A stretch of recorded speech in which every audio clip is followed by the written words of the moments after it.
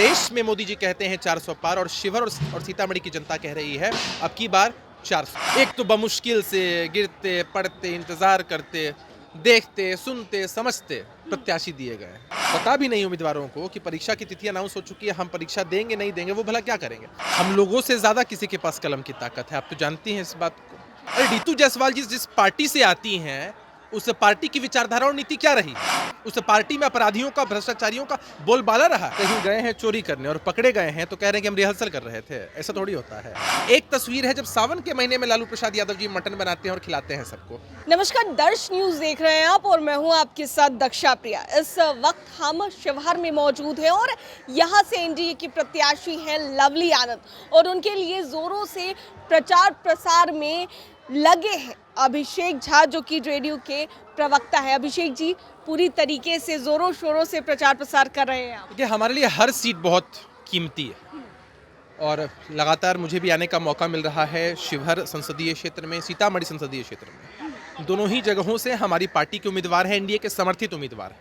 लगातार अन्य सीटों पर भी हम जाते रहते हैं और ऐसा संयोग है कि मेरा जो गृह लोकसभा है वह भी शिवहर है, मेरा पैटर्नल घर यहीं पर है, मेरा नानी घर संयोग से इसी विधानसभा क्षेत्र के अंदर आता है। तो निश्चित रूप से एक लगाव होता है, जुड़ाव होता है, जिस जगह पे आप आते हैं अपनों के बीच आप आते हैं। तो लगातार यहाँ कार्यक्रम चल रहे हैं और हम लोग भी जनसंपर्क में और माहौल ज़बरदस्त है। एनडीए के पक्ष में जो माहौल है वो ज़बरदस्त है। आदरणीय प्रधानमंत्री नरेंद्र मोदी जी के किए हुए काम, आदरणीय नीतीश कुमार जी के किए हुए काम हमारी पूंजी है। और जो हमारे प्रत्याशी है ना, शिवहर संसदीय क्षेत्र से लवली आनंद जी किसी परिचय की मोहताज नहीं है। हमारे जो प्रत्याशी हैं सीतामढ़ी संसदीय क्षेत्र से एकदम सटा हुआ है यहाँ से, अब सेम जिले में है अभी दक्षा जी, वो भी एकदम शानदार चल रहा है। वहाँ भी कार्यक्रम जनसंपर्क का बड़े मजबूत हमारे उम्मीदवार हैं, किसी परिचय के मोहताज नहीं, लगातार जनता के बीच बने रहते हैं। हम लोगों ने नारा दिया है, यहाँ के सभी कार्यकर्ता साथियों ने भी, आप देख सकती हैं कि जो कार्यक्रम समाप्त हुआ उसके बाद भोजन की व्यवस्था है, सब लोग भोजन ग्रहण कर रहे हैं और बड़ी मजबूती के साथ नारा दिया गया है कि देश में मोदी जी कहते हैं 400 पार और शिवहर और सीतामढ़ी की जनता कह रही है अब की बार 400 पार। ठीक है, 400 पार के साथ साथ जीत का अंतर 4 लाख पार। ठीक है, 400 पार का नारा दे रहे हैं, लेकिन एक तरफ महागठबंधन ने कल लिस्ट भी जारी कर दी है और आरजेडी की तरफ से यहाँ पर प्रत्याशी रितु जायसवाल है। क्या लगता है कि मुकाबला एक है? कहीं कोई मुकाबला नहीं। एक तो बमुश्किल से गिरते पढ़ते इंतजार करते देखते सुनते समझते प्रत्याशी दिए गए हैं। अगर प्रत्याशी ही देने थे, जब हमने प्रत्याशी दिए तब आपने प्रत्याशी क्यों नहीं दिया? आपको याद होगा दक्षा जी, आप लोग तो खबर को कवर करती हैं, हर एक खबर पे आप लोगों की नजर रहती है। क्या कहा था महागठबंधन के लोगों ने कि हम उम्मीदवारों की सूची एनडीए से पहले देंगे।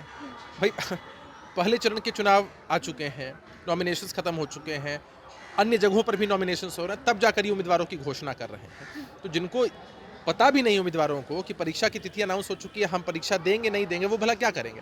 जो व्यक्ति बहुत लंबे समय से परीक्षा की तैयारी कर रहा होता है, पास होगा कि फेल होगा क्वेश्चन मार्क है, लेकिन जो हड़बड़ी में परीक्षा की तैयारी करेगा उसका फेल होना तो तय है ना जी, लेकिन रितु जायसवाल की तरफ से अगर कहे तो एक और टिप्पणी की गई और साफ तौर से कहा गया अभी ये जनता तय करेगी कलम या हथियार।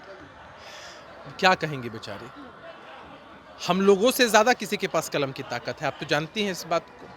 हमारी पार्टी सूचिता के प्रतीक, हमारे नेता सूचिता के प्रतीक रहे हैं, हमसे ज्यादा क्या।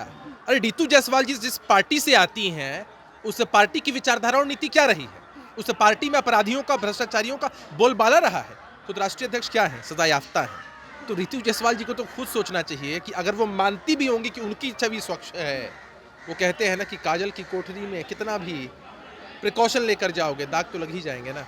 अच्छा, एक और सवाल उठ रहे हैं, जिस तरीके से अगर रितु जायसवाल की बात कह ली जाए तो वो पूर्व आईएएस की पत्नी है और साफ तौर से महागठबंधन वाले ये कह रहे हैं कि जनता को तय करना है कि आईएएस अधिकारी के हत्यारे की पत्नी या फिर अगर कह लिया जाए पूर्व आईएएस अधिकारी की पत्नी, किनको जनता चुनती है? देखिए, जनता बहुत समझदार है, जिनके बारे में वो कह रही हैं, जिन पर टीका टिप्पणी हो रही है, हमारी पार्टी से जिनका ताल्लुक है, सारा मसला सबके सामने है। और इसी क्षेत्र से आनंद मोहन जी को यहाँ की जनता ने 2 बार चुना है, जब जेल में थे तब चुना है।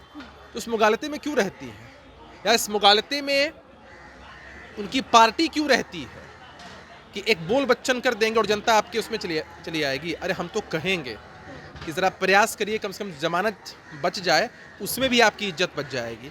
जीत हार के विषय में एकदम मत सोचिए, सोचिए कि ज़मानत कैसे बचेगी। अच्छा, कल तेजस्वी यादव द्वारा एक वीडियो जारी किया गया था जिसमें वो मुकेश सैनी के साथ मछली खाते हुए नजर आते हैं। इसको लेकर के काफ़ी ज़्यादा विवाद हो रहा है और इसके बाद उन्होंने एक पोस्ट किया ट्विटर पर और उस पर लिखा कि ये तो आईक्यू टेस्ट चेक करना था हमको, केवल इसके लिए पोस्ट किया गया था। इस पर काफ़ी ज़्यादा विवाद। अच्छा, मतलब जब फंस गए हैं तो एक्सक्यूज़ दे रहे हैं।